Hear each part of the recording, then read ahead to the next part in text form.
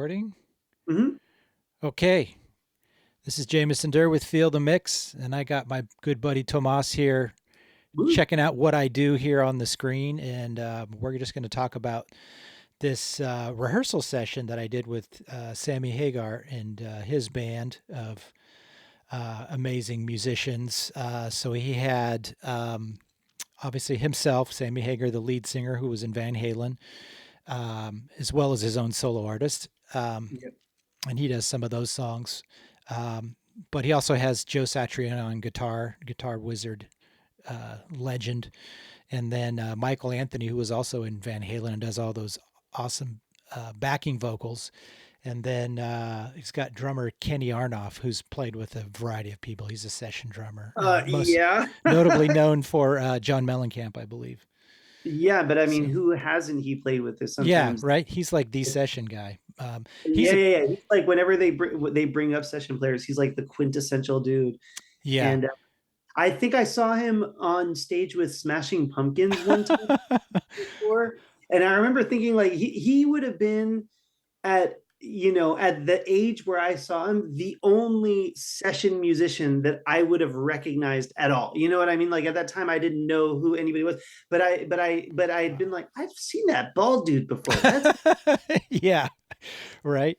Uh, it was cool. I'll show you this little video that I took of the rehearsal, and I was sitting right behind him. So this is off of my iPhone here. Um, Mhm. so yeah, the guy is a beast, and he's in really good shape. You can see him there. I found out the guy's 72, and he's in What? the best like condition um, of his He's in life. better You shape know, than I am. what's that? He's in better shape than I am. Yeah, which is pretty insane. So it was really inspiring after I found that out of the rehearsal. It's like, this guy's awesome. You know, he wants to do this for the rest of his life. Yeah. Just a beast. Yeah, like the perfect drummer. The sounds were I got from his drums were amazing.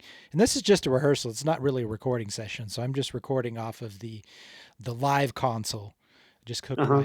my MacBook up to it and hit record and just captured all the individual channels. Now, did Um, they ever jam on stuff in rehearsal that then, for example, like if you were to afterwards, they're like, "Oh, that was really cool. Did you get that?" And then you all of a sudden have like the seed of what the new song and stuff like that. if it did happen, I did. But this was kind of a more of a kind of they got to rehearse. They only had 2 days Right. to learn all these songs, and they were working in their new keyboard player, who was Oh, right. fantastic. This guy Nathan, I forget his last name. He goes by the name Spider Oh, because nice. of Is he his Bay Area fingers or? on the keys. No, he had an English accent, so I think he's from somewhere overseas. But I Yeah. think he resides in Florida.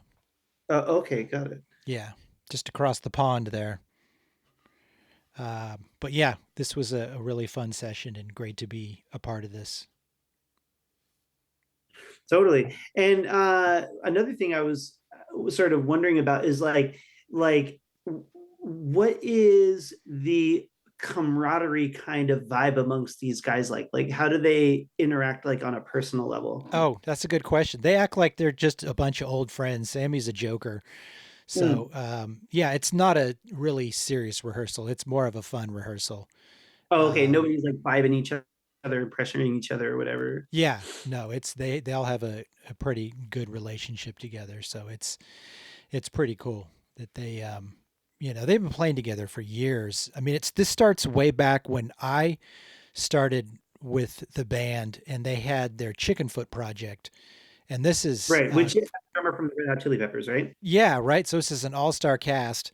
And this is where we'll talk about some of my mentors. And this is how I was brought in is through John Cuniberti, who did a lot of early Joe Satriani records. And it turned out when I first moved to San Francisco, I started interning at this studio called Coast Recorders. And he was the house engineer at the time. So I kind of got to know him there.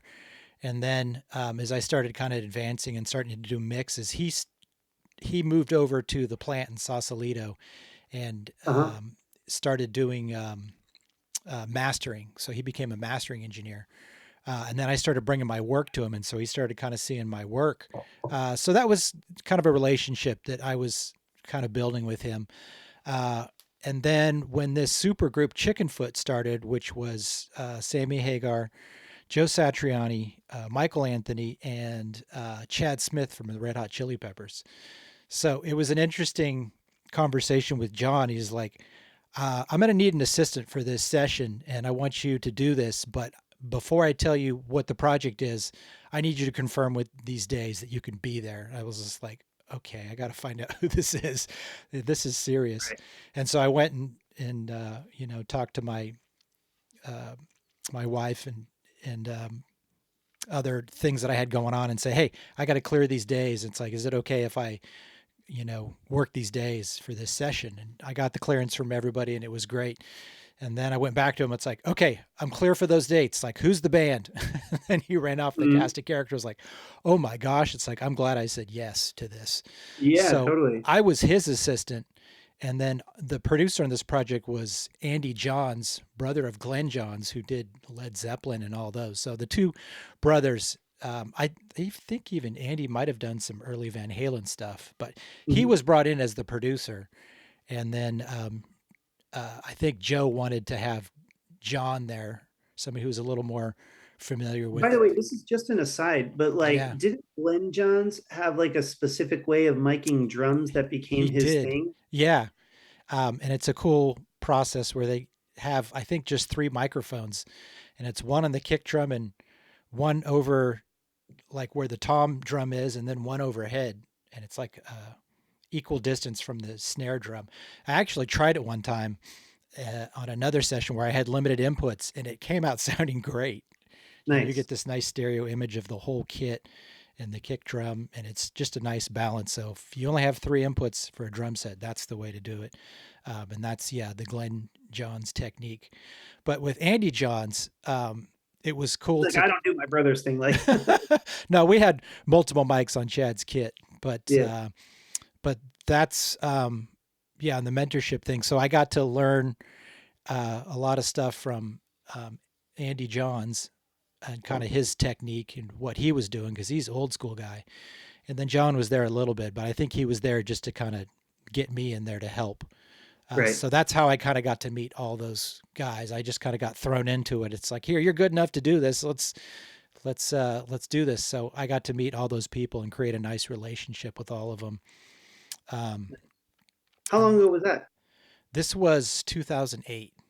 Oh, wow. So it's been a Yeah. while. Yeah, so it's coming up on 20 years. I guess we got 18 years now that it's 2026. So Yeah. I started thinking about that. It's like, wow, I've got some history there, you know. So Yeah.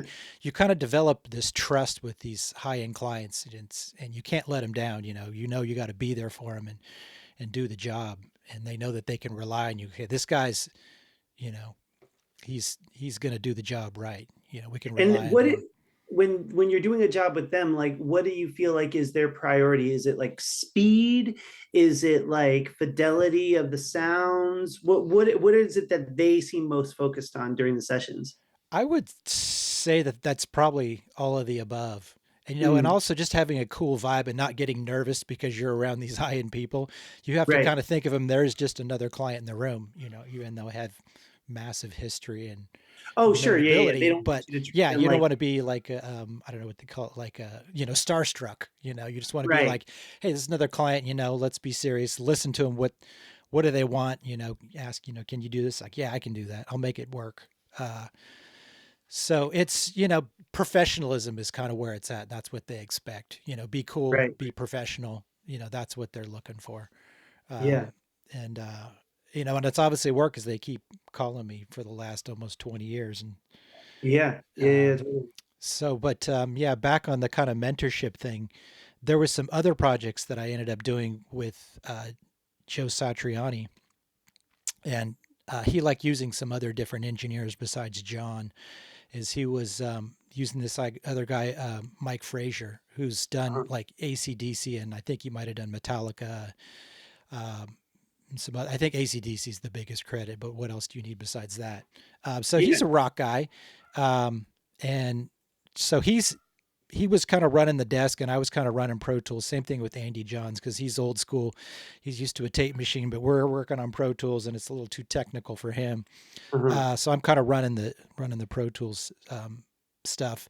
But working with Mike was great because he knew how to work Pro Tools, and so I learned some tips and tricks from him, and you kind of see how they interact with the client, and so you learn a lot Right. having this mentorship with these these high end engineers and high end clients that you just kind of adapt and you become like them. Yeah. So Yeah. yeah, Yeah. just learning really like what they do, tips and tricks, that they do. And I took a lot of little things that those guys do and still use them in my workflow now. Are there any anecdotes where you remember like a specific lesson, kind of not necessarily being communicated, but a lesson that you learned off of a specific anecdote, like, you know, like the way he responded or the way that he made a certain thing work or whatever like that? You're like, oh, okay, I'm going to take that for later. Yes, exactly. And I can kind of speak on some of those things.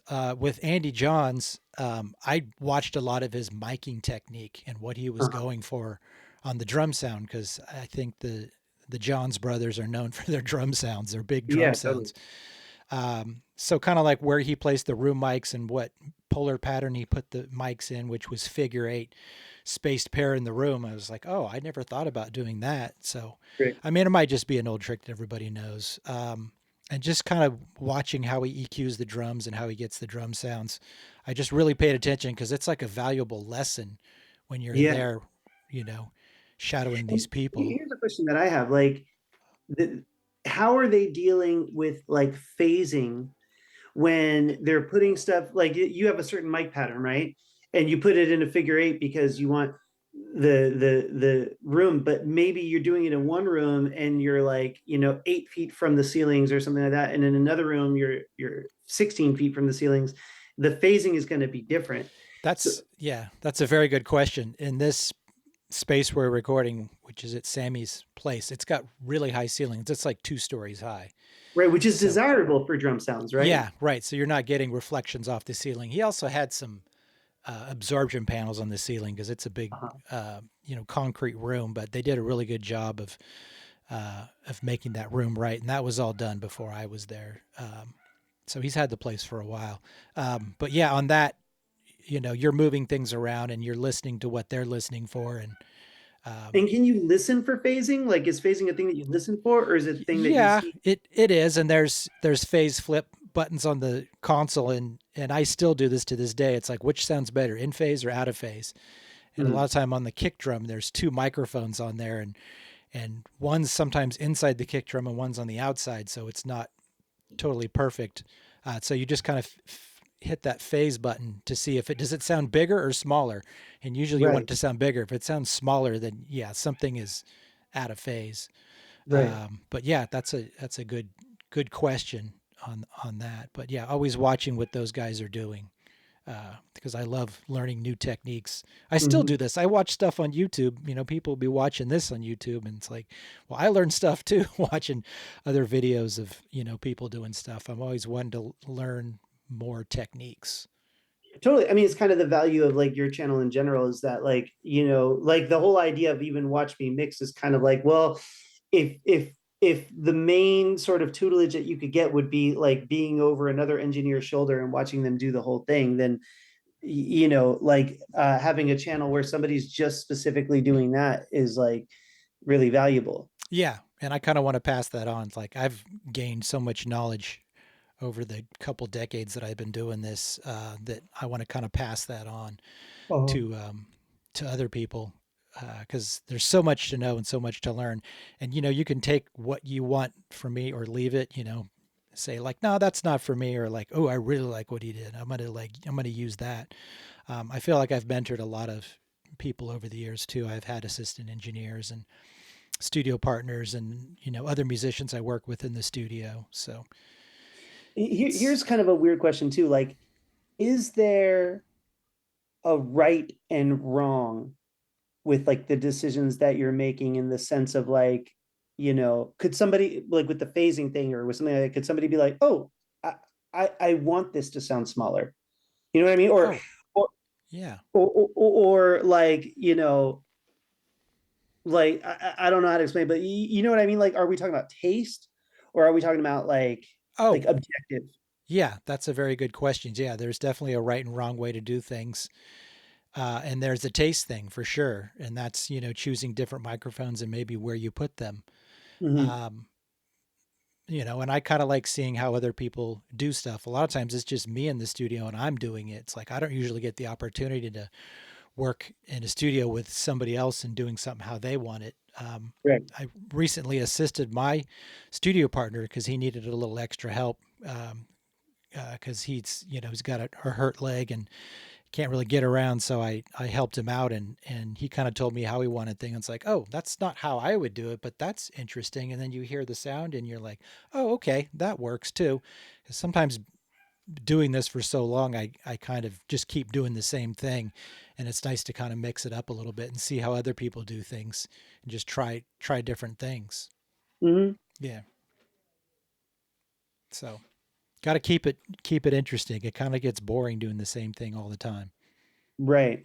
And now, like with what you have here, like this is from the rehearsal. I assume that everybody's like in the same room. There's bleed Oh, from different yes. all that stuff. There is bleed, and there was a lot of bleed in Sammy's mic. And I think I may have touched on this on another video, but there's this plugin called Clarity Pro, Uh-huh. and it magically somehow takes the ambience out. As you can see on the bottom of this Uh-huh. plugin, it says ambience, knob to one way. If you want to take the voice out and just have ambience, you can do that, or turn the knob the other way, and it takes out the ambience and puts in the voice. It's not 100%, but it does it really well. It's like maybe half to a little more of Uh-huh. just taking that noise out, which is And it's great. detecting like this is the signal that we know is the voice, and we're just separating it or kind of like diminishing everything that's not that. Yeah, and I don't know how it does it, but it does a pretty amazing job of just sucking that out. It makes it much more worthwhile. Um, live recordings can be kind of a mess, and then especially that lead vocal. And a lot of times that lead vocal is just standing right in front of the drums. The cymbals are just Okay. bashing into the microphone, and I'm trying to compress that and put it up front in the mix, and it But just sucks in all those you don't want to drums. like take out all the high end, like bright stuff that might be in the vocal as well. Like that stuff that Yeah, makes it sound yeah, crisp is also where the cymbals are hitting. yeah. And there's some compromise in there, but it's definitely better than having all that noise in there when it gets Mm. compressed and EQ'd, and it just brings in all that stuff. So with this Clarity Pro VX from Waves, it's a magic plugin. I remember getting this and it's like, how do they do that? It's just Yeah. magic. Technology is getting so good at making my job easier, which is awesome. Mhm. Making everything sound better. Yeah. Yeah, totally. So if you're like working with a session like this, like what would be some of the first things that you do to just like the cleanup, like even before you listen to, like, oh, I've got to do this, you know? Good question. Well, the vocal is the first one. I'm just kind of going through these tracks. And also they're color coded too. And this is something I learned from Mike Frazier. Um, Before I didn't used to color code my instruments. I just had them multicolored. I was just like, whatever. I'll just look at the label of the track. But as you visually see, like the brown at the top, these are all drums. Right. The blue is the bass. The green is guitars. The purple-ish ones are the keyboards, and the red are the vocals.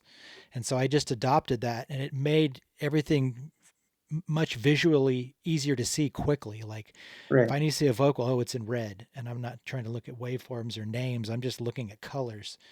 And Right. so you just respond much quicker to just looking at colors. Um, it also happens on my faders too. They When I look at the faders, I know which fader to grab for because those are color coded too in Pro Tools, which is really helpful to see Mhm. that.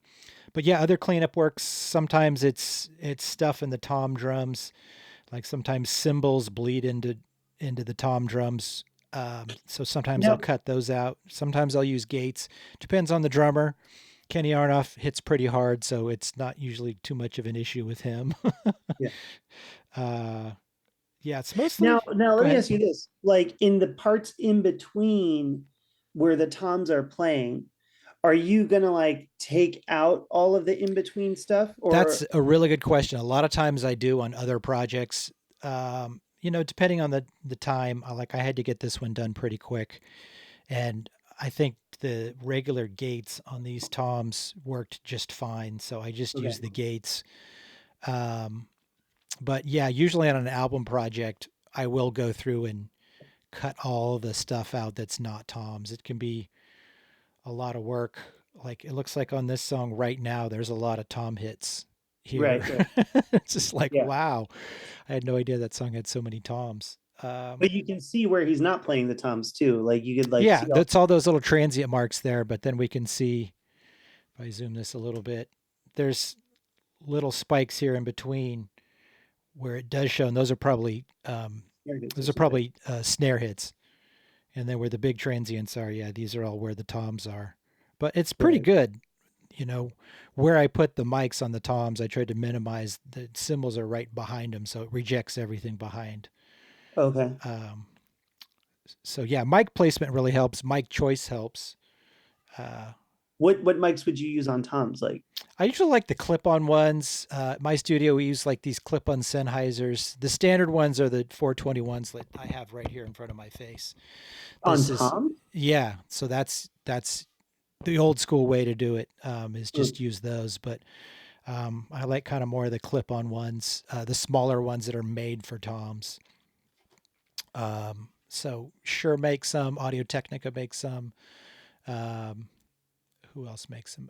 Audix. Like there's a bunch of different manufacturers of those, and they help. You don't have to have stands to put all around the kit. You can just clip them right on the rings Right. of the toms. So it makes for quick, easy setup, especially in a live setting. So that's kind of the cleanup part of it. I Uh-huh. might actually clean vocals up on these backing vocals when they're not singing because there's all kinds of bleed in the room. I can't remember. I might have done a gate on this, doing some clarity. And Uh, I imagine they want you to like print this and send it to them so they can listen back to the rehearsal and like remember what they were doing and remember any moments. Just like listen to the version, the yeah, show version of the song that was played. Basically, they want to be able to listen back to it like while they're on the bus, like waiting to go to the show or anything like that, right? yeah, and it was mostly for the new keyboard player. I think this Sammy's been on tour for the last 2 years because I haven't Right. So worked with him for two yeah. years because they've been out on the road, just playing show after show. So those those guys are pretty well rehearsed, and Kenny's been in the band for a while. It used to be Jason Bonham, and that was another band called The Circle Mhm. that I first started working with. They first started off doing a live record with all these guys. So that was kind of the other super group with Jason Bonham, son of John Bonham from Led Yeah. Zeppelin. So Yes. somehow Yes. I keep getting this connection back to Led Zeppelin, which is pretty cool. It's Yeah. really an honor because that's like the ultimate rock band from the Yeah. 70s.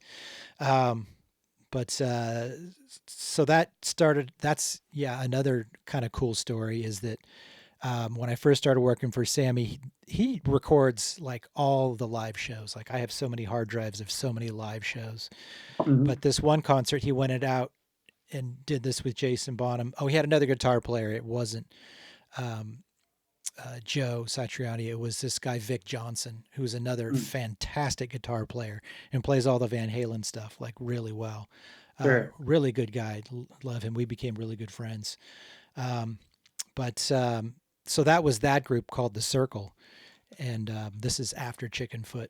Um, and Sammy called me in one time and it's like, hey, I got these live recordings. Like, I need you to, clean these up and do a mix on it. I want to, hear how we sound. I was like, okay, cool. I took that really serious and made those mixes sound really good. And I brought him in the studio and played them for him. And he was just like, whoa. It's like, I didn't know we sounded that good. It's like, you know what we're going to do here? We're going to make a live record. We're going to release this. And I was like, Oh, hell yeah. whoa. I just got the gig mixing a live record for Sammy Hagar's new supergroup. Yeah. So that was, uh, I have a plaque here. Oh, yeah, this is called At Your Service. Where's my Oh, hell yeah. camera?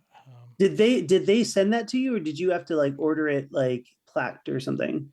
No, this is something that my stepmom had done for me. She thought it'd be a Oh, cool cool. thing to do. So it's got the where is it? It's got the cover of the album and then the actual CD. Yeah, yeah, Yeah. yeah. So it's kind of fun. I just had that sitting right next to me. I wanted to show. Yeah. So it's called At Your Service. Uh-huh. Um, so that was a fun live record to make. And then uh, since Sammy loved the sound of that record and knew what I could do, then it was time to go into the studio and make a full length record of original songs. I got to be the engineer on that, which was pretty awesome. So it's the right place at the right time and being ready to do it. I think is Right, what right, it right. And really not comes having down to. like not tripping on anything during the session where they're like, "Oh, okay, we can't do this." Because Yeah, from what I have seen from artists before too, like the second anything goes wrong, sometimes, you know what I mean? They're just like, "Oh, this dude's not the dude." You know what I mean? yeah, exactly. Like, yeah, we'll find somebody else. So yeah, I took it real serious and was always there, and kind of just being a team player and being like one of the guys Right, right, there. right. That's what they want. They Another want to be member of the band. comfortable. What's that? Yeah. They want another member of the band. They want Exactly. Yeah. So that's kind of where I wanted to be. It's like this is what I want to do, and this is where I'm supposed to be. And so I right. just felt like this is what I ever what I dreamed to do, and it happened.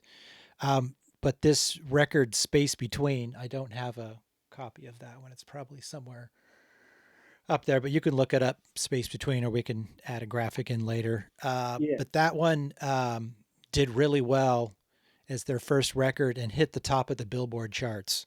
And Nice. so I was blown away on that. I was like, oh my gosh, this record did really well. Um, yeah, several categories in the top of the Billboard charts. One of them was number one in one category. I don't recall Nice. them all, but uh, it's just hit the top of the Billboard charts. It's the way I put it down. So I was pretty proud of that.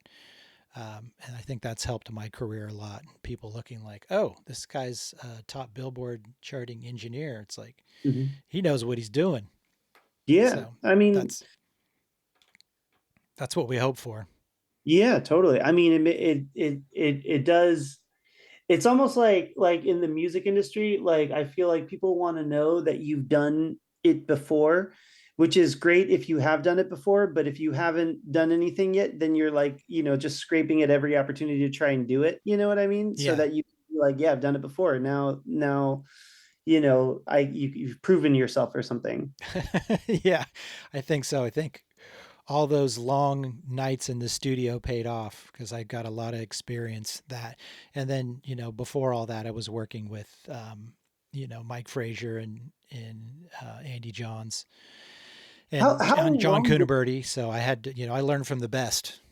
Yeah, yeah, yeah. How long does it take them to record an album? Like if Sammy Hagar decides I'm going to record an album and he's got his songs or whatever, goes into the studio from that moment, like that he starts his first studio session to when the record is like mastered. How long of a cycle is that? That's a good question. Sometimes it can take a year or years, but Uh-huh. uh, I feel like we did this within a month or two.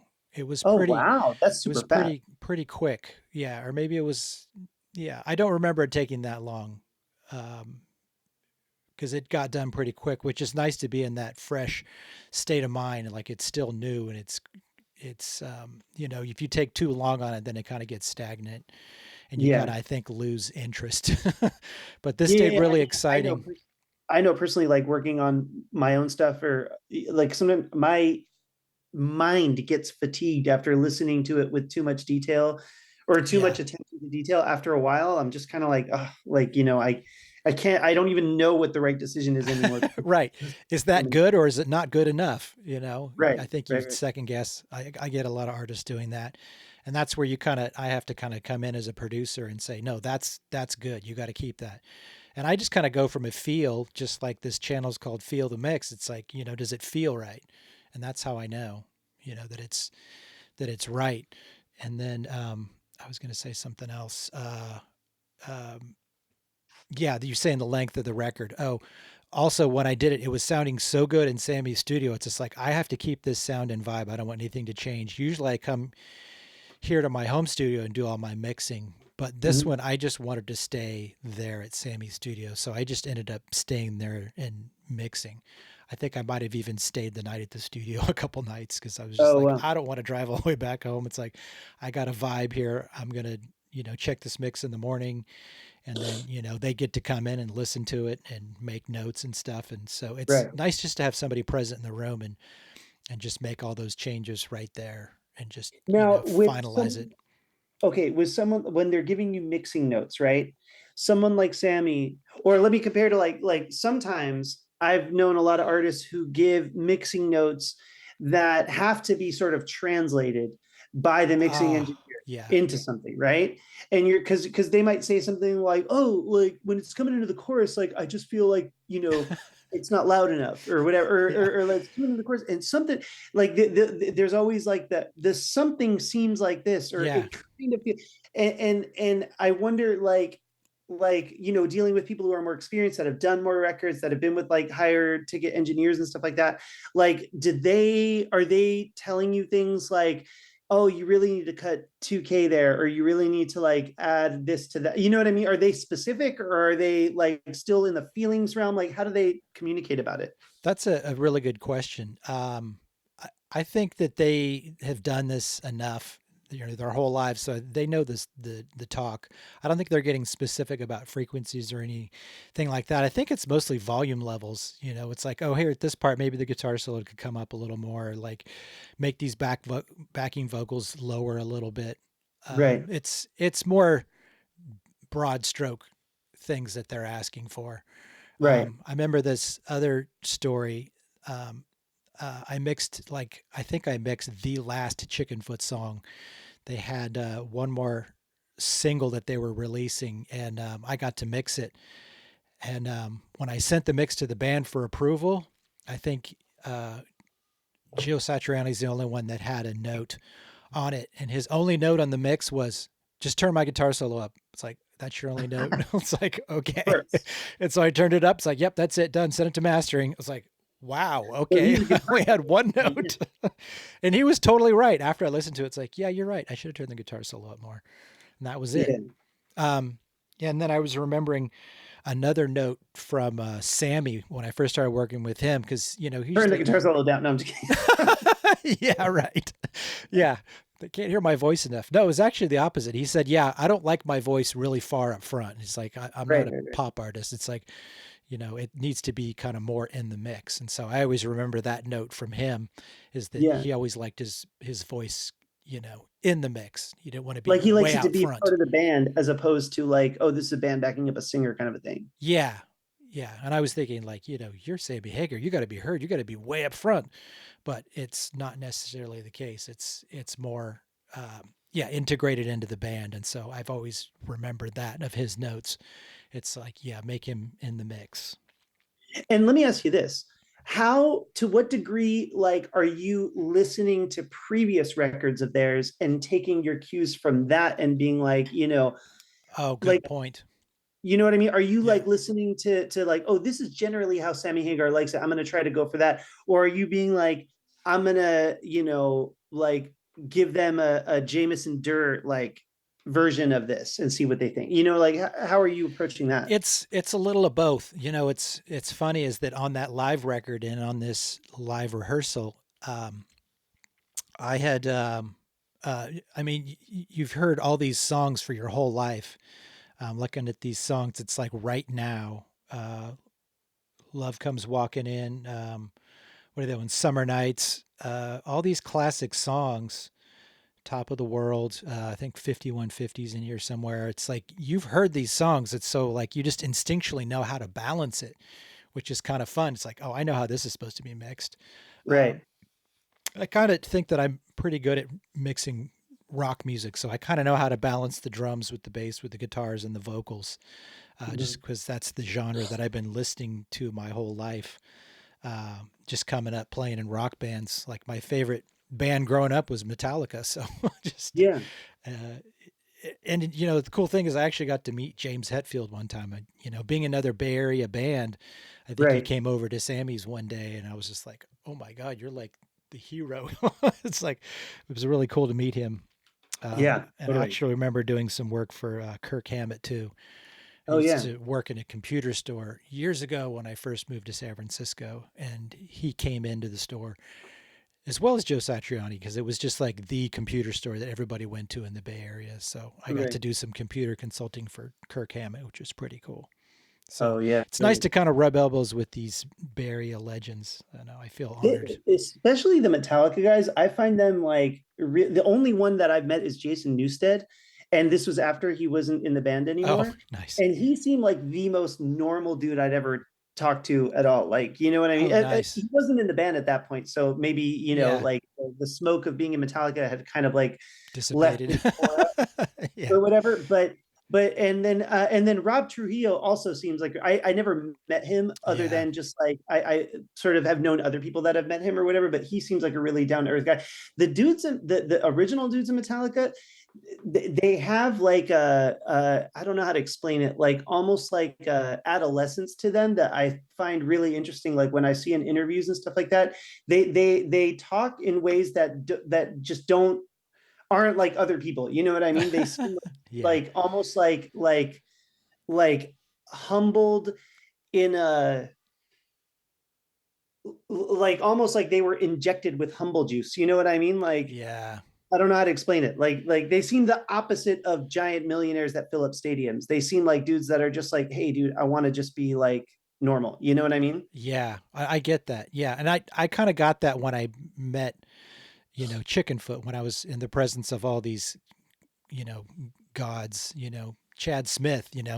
He's Yeah. just kind of a joker and just kind of fun. I actually remember a story where I think on this last Chickenfoot song, like I think he recorded the drums himself or something, and they were messaging back and forth. It's like, hey, you get those drums? Like, yeah, I got them. They sound great. It's like, are you sure? Is it sure everything's okay on those drums? It's like you're Chad Smith and you're asking me if the drums are okay.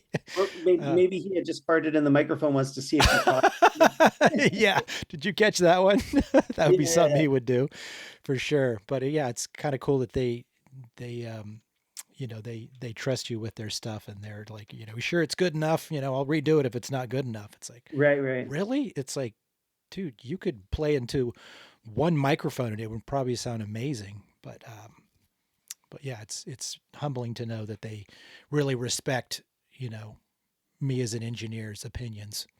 Right, right, right. They respect the process that you're Yeah. and the vantage point from which you're looking at it. Because I think that, on the other hand, he could be like, send it to you and be like, this is how I want it to sound and blah, blah, blah. But rather he's sending it to you and being like, hey, like you tell me how you think it sounds kind of a thing. Yeah. Yeah. It's humbling for sure. Yeah. But I would imagine like artists that get really big like that too, they also have gotten where they've gotten because they've been assisted by like a whole team of people like throughout the Yeah. years that are helping them get that sound. Yep. Like any artist at that level must know that they haven't done it on their own, that they haven't like Yeah.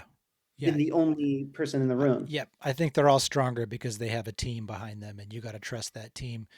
And I Right. noticed this in this rehearsal, like every musician had an assistant. They all had a guitar tech or a drum tech or a bass tech.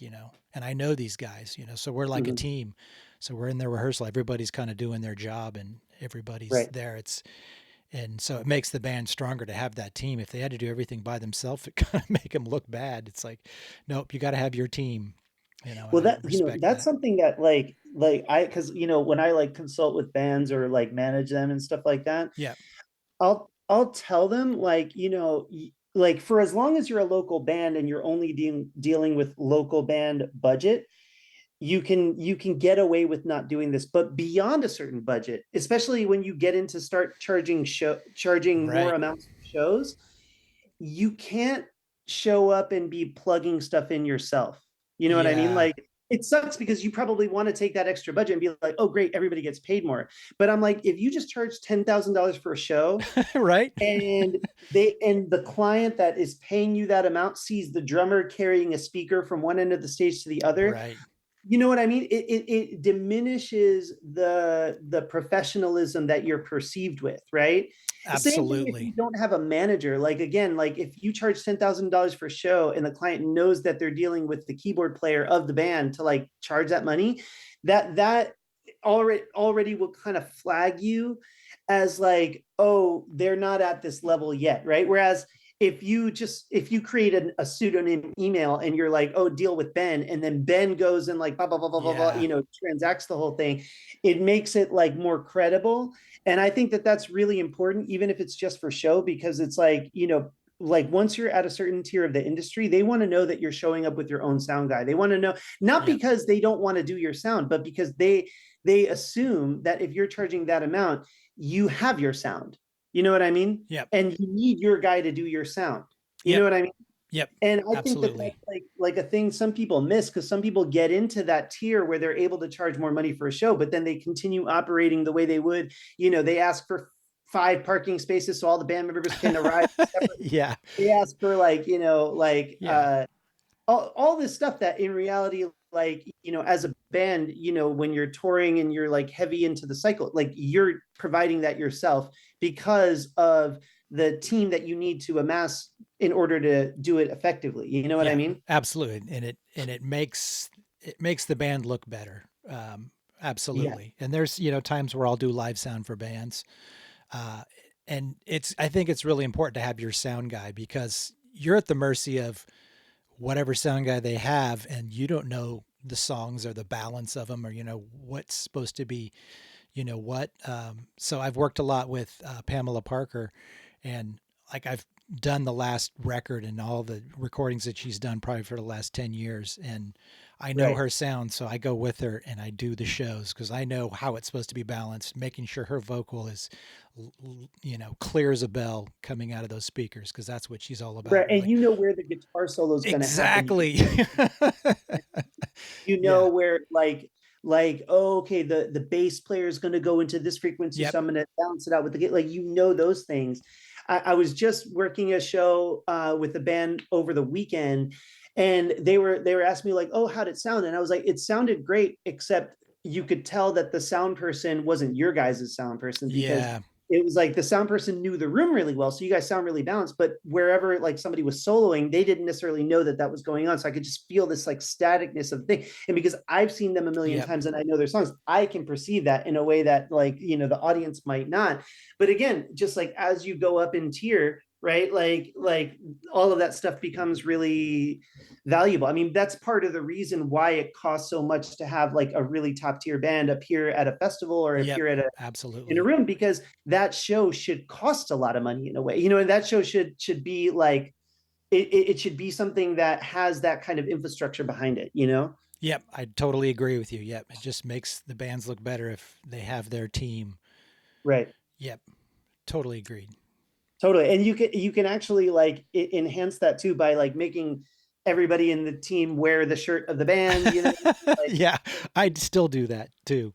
yeah, yeah, I mean, it's just cool to do that. Like, I feel like if I'm going to Yeah. show up like on behalf of, if I were on Sammy Hagar's team, I would show up with the Sammy Hagar Yep. shirt. You know what I Yep. And mean? I do that too, because it's like, not only do I work for you, like I'm a fan too, even if I didn't, Right, you right, know? right, right. Totally, Yeah. Yeah. totally. And it shows support too. I love doing that for Yeah, sure. yeah. I think it's great. I think like no matter what, the vibe of the unit is so much stronger if everybody just like makes it a point in all these subtle ways to like be rowing in the same direction and to be part of like the same Yeah. energetic force forward. So that's like, you're wearing the shirt, that means that you're like, you're in on the inside jokes, like all those things just like add to this vibe when Yeah. everybody steps on stage, that is just like that much more powerful. And I really believe in that. Like it's so subtle and so like, a thing that nobody would necessarily put their finger on, but when it's not happening, you can also kind of tell. You know what I mean? You can kind of hear, you can kind of see it, you can kind of feel it, like it gives you things. And that's, the thing. Again, I always say this to bands that are like trying to come up, like, you are converting audiences based on the quality of your show, but Yeah. the audience is not the one that's necessarily making decisions about where you play next. Yeah. The one who's doing that is a person that sees 1,000 bands, right? They're a person like even the person that books a certain venue, they may not know about music, they may not know about frequencies and sound and stuff, like they may have like tangential knowledge from having Yeah. seen it, but what they pick up on really is how you operate collectively, and they're able to spot like a band that is operating that way and a band that's not. You know what I mean? They're Yeah. able to see that because they see so many bands. Yeah. I totally believe that. Yep. Teamwork makes the dream work. as they Hell yeah. say. Yeah. Yeah, for sure. Well, For cool. sure. We covered a lot of ground in this conversation. Totally. But yeah, you Yeah. see how like, like the whole like podcast style thing can like it Yeah. can create material for you like relatively quickly. Like now we've done like 20 minutes or 30 minutes. Yeah. Like I feel like this I could find a million things to clip from and just like, like the sort of questions I'm prompting you with are like things that just come to my head, but I think like any one of your answers can then be clipped into its own, like Yeah. that we can make more content out of. Yeah. This is a great idea that we just came up with off the cuff. Yeah, totally. Um, yeah, totally. And so other one last question too here, like when you're dealing with like a rehearsal space, sort of when you're dealing with this, right? They want you to export them like all of the songs individually in a playlist or something like that, and you send it to them, or what is it that you send to them in order to then listen to? Do Yeah, that's a you good send them the question. whole rehearsal as one thing, or Yeah. I use this is this coming up on the screen? I use this app called sampling? Oh yeah, Samply, yeah. And so I share this with them. I have stuff from 2004 and here's 2006. So here's the set list right here. And I put it in order that they played it so they could just go through it and listen to it. So you can just hit play and it'll just play like a playlist all the way through the songs.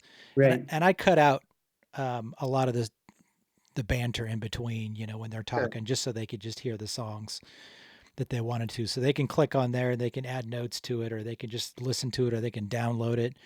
But Do they it's, practice their stage banter too, or like they? you know what? They actually do, because there's a part where Sammy's introducing the new keyboard player. I think there might even be a snippet of it online somewhere.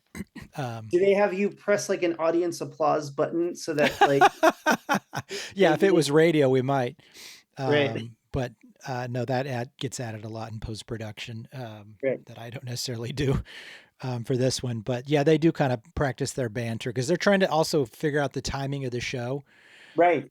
So they And the want to make timing sure of that they the show play is that like hour and a half or whatever it is, and not go over and not play one of the songs.